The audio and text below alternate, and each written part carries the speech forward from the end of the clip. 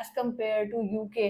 अगर हम बात करें ऑस्ट्रेलिया को चूज करना चाहिए या यूएसए को चूज करना चाहिए, तो वो और किन बिहाफ पे करना चाहिए, क्या क्या पॉइंट्स हो सकते हैं, हम इस वीडियो में डिस्कस करेंगे। सबसे पहला जो एक पॉइंट आ जाता है वो वीजा रेशो को लेकर आ जाता है।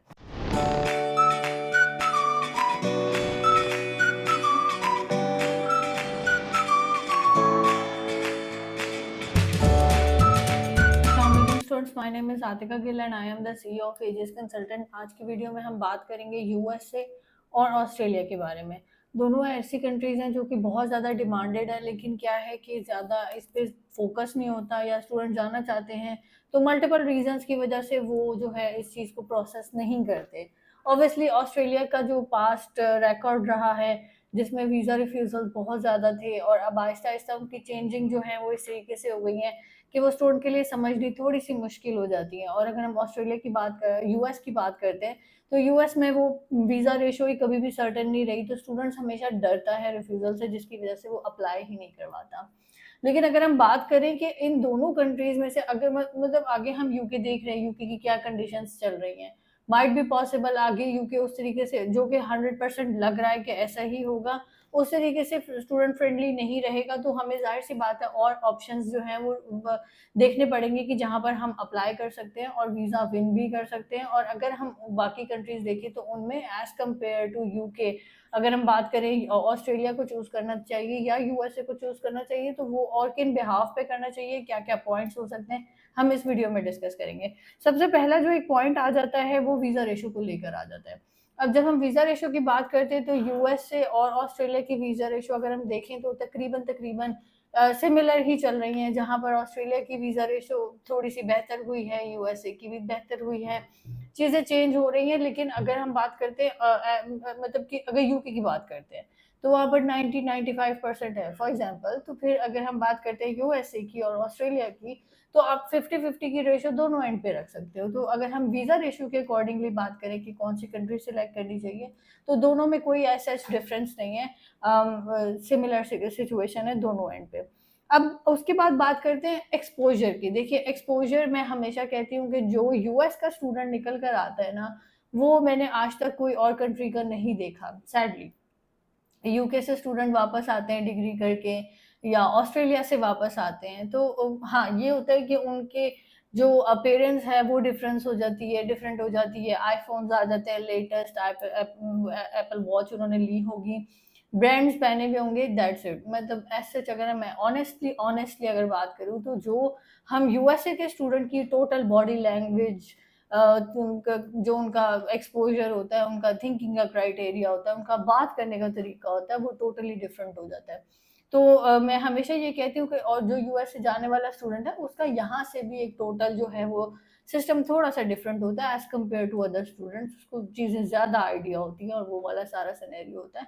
तो जो यूएसए का स्टूडेंट होता है, जब वो वापस आते हैं, तो वो एक टोटल डिफरेंट सिनेरियोज में आता है।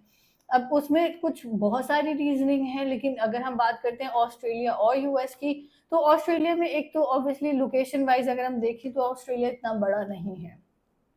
आपके पास वही पर्थ, वही मेलबर्न, वही सिडनी, वही गोल्ड कोस्ट और ये इसी तरह की चीज़ें हैं। और मोस्टली स्टूडेंट जो हैं वहाँ पर रीजनल एरिया में इतना जाते भी नहीं हैं। तो अगर हम बात करते हैं ऑस्ट्रेलिया की, तो ऑस्ट्रेलिया बहुत यूएस बहुत बड़ा है। यूएस में बहुत सारे स्टेट्स हैं, और वो अगेन जब वहाँ से स्टूडेंट आता है, उनके पढ़ाने का तरीका, उनकी चीज़ें टोटली डिफरेंट है। तो अगर हम एक्सपोजर वाइज बात करें, तो डेफिनेटली यूएस जो है वो यहाँ पर अपर हैंड पे है। उसके बाद अगर हम बात करते हैं फीस की, देखिए जो फीस है ना ऑस्ट्रेलिया की, अगर हम बात करते हैं यूनिवर्सिटीज़ की, तो ऑस्ट्रेलिया की जो फीस है एज़ कम्पेयर टू यूके की, यूएसए की फीस, वो काफ़ी डिफरेंस में आ जाती है। ऑस्ट्रेलिया ने अगर फॉर एग्जांपल आपसे सेमेस्टर की फीस लेनी है, तो उन्होंने वो ही लेनी है। और यहाँ पर वो नहीं है कि आप इनिशियल डिपॉजिट पे कर सकते हो, देन फिर आपका वो आगे वीज़ा फाइलिंग स्टार्ट होगी, आपने सेमेस्टर की फीस पे करनी है, देन फिर आपका आगे फर्दर प्रोसेस चलता है। जबकि यूएसए में आप इनिशियल डिपॉजिट $500 से लेकर इससे भी कम डॉलर जो होते हैं, $250 में भी कुछ यूनिवर्सिटीज़ होती हैं, वो आपको करती हैं। और उसके बाद फिर आप I-20 के आ जाता है, आप वीज़ा फाइल करते हो, तो वो यहाँ पर थोड़ी सी, अगर हम फीस की बात करते हैं, फ्लेक्सिबल हैं यूनिवर्सिटीज़ में भी। अगर हम ओवरऑल बात करते हैं, $1600 में भी $16,000 में भी आपको यूनिवर्सिटी मिल जाएगी। और इसी तरीके से फिर जितना भी आप आगे महंगी से महंगी यूनिवर्सिटी में चल जाए, लेकिन फ्लेक्सिबल फीस के मामले में है यूएसए, ऑस्ट्रेलिया थोड़ा सा इस मामले में नहीं है उस तरीके से। वहाँ पर तो आपको वो स्पेसिफिक अमाउंट के अंदर ही लेकर चलना पड़ता है। कोर्स ड्यूरेशन की अगर हम बात करते हैं तो हालांकि ये नॉर्मली क्या होता है कि यूके को लेकर चलता है कि 1 साल का यूके में मास्टर्स है और ऑस्ट्रेलिया में 2 साल का है। लेकिन यहाँ पर अब हम यूएस की बात करें तो यूएसए में आप चाहो आप जितने मर्जी क्रेडिट आवर्स उठाओ और देन आप चल भले आपकी 2 साल की डिग्री का ड्यूरेशन है, आप 1.5 साल में भी डिग्री कर सकते हो, आप 1 साल में भी डिग्री कर सकते हो, that is up to you. उसमें कोई ऐसी बाउंड्रीज नहीं है कि आपने वो वाला सारा सिस्टम करना है कि आपने बाय द बुक्स चलना है और या आप बाउंड हो उस चीज़ को लेकर, आप जितनी देर मर्जी में डिग्री कर लो। तो ये एक प्लस पॉइंट आ जाता है यूएसए को लेकर।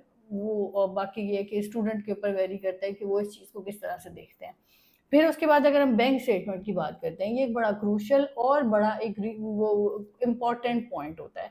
जब हम ऑस्ट्रेलिया की बात करते हैं, ऑब्वियसली हमें पता है ऑस्ट्रेलिया में 6 मंथ्स ओल्ड अकाउंट चाहिए, उसके अंदर ट्रांजैक्शन हो, उसको जस्टिफाई करना है और ये बड़ा लंबा चौड़ा काम हो जाता है। जबकि यूएस में आप 10 दिन की बैंक स्टेटमेंट हो, 5 दिन की बैंक स्टेटमेंट हो, आपको ज़रूरत नहीं है कि आप 6 महीने पुराने अकाउंट दिखाओ, आप 5-10 दिन की भी बैंक स्टेटमेंट दिखा देते हो तो वो ओके होता है। तो उस लिहाज से अगर हम बात करते हैं, यूएसए इस मामले में बहुत फ्लेक्सिबल है और ये और किसी कंट्री में इस तरह की फ्लेक्सिबिलिटी हमें नज़र नहीं आती।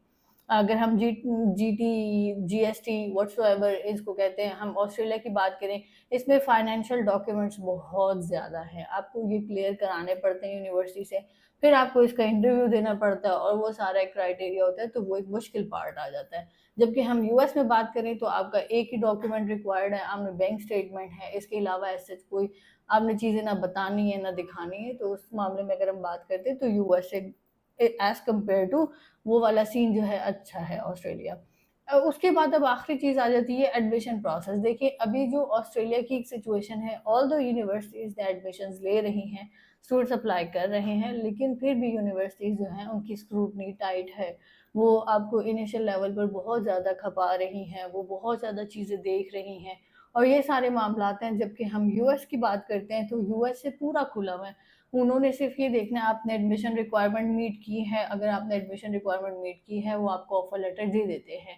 ऑस्ट्रेलिया में एज कम्पेयर टू अगर हम ये वाली सिचुएशन देखें तो हमें देखना पड़ता है कि इस यूनिवर्सिटी की वीज़ा रेशो ठीक है, कौन सी जो स्टूडेंट की प्रोफाइल है ये इस यूनिवर्सिटी में बैठ रही है नहीं बैठ रही है, और ये सारे मामला। तो यहाँ पर भी एक वो क्वेश्चन आ जाता है कि ऑस्ट्रेलिया के मामले में यूएस इस मामले में फ्लेक्सिबल है। अगर हम आखिरी चीज़ जो है वो बात कर लेते हैं गैप के बारे में।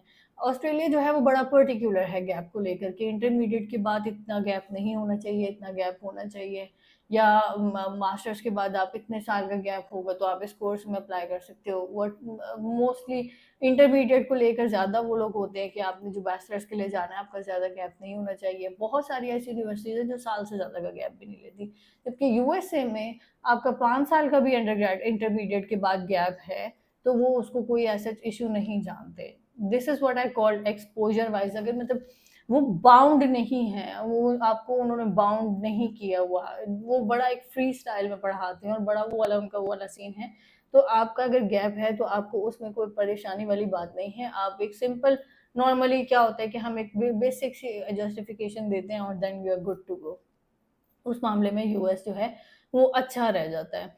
तो ओवरऑल अगर हम बात करें तो बहुत सारी ऐसी चीज़ें जो स्टूडेंट ऑस्ट्रेलिया अभी भी जाना चाहते हैं, वो ठीक है, वो अपनी जगह पे वो ऑस्ट्रेलिया को देख सकते हैं। लेकिन अगर हम बात करते हैं यूएसए की, एज़ कम्पेयर टू ऑस्ट्रेलिया, मैं हमेशा प्रेफ़रेंस देती हूँ यूएस को, बिकॉज़ अगेन एक्सपोज़र ज़्यादा है, आपका पढ़ाई वाले मामला ज़्यादा अच्छे हैं और वो सारा कुछ है। और अगेन एक स्टेम प्रोग्राम का भी होता है कि आपने जो पोस्ट स्टडी वर्क वीज़ा की अगर हम बात करते हैं, ऑस्ट्रेलिया में रीजनल एरिया में हो, नॉन रीजनल एरिया में हो, देन आपको उस हिसाब से आपका पोस्ट स्टडी वर्क वीज़ा मिलता है। यहाँ पर हम यूएस में बात करते हैं तो आपके स्टेम प्रोग्राम के हिसाब से आपको ओपीटी मिलता है।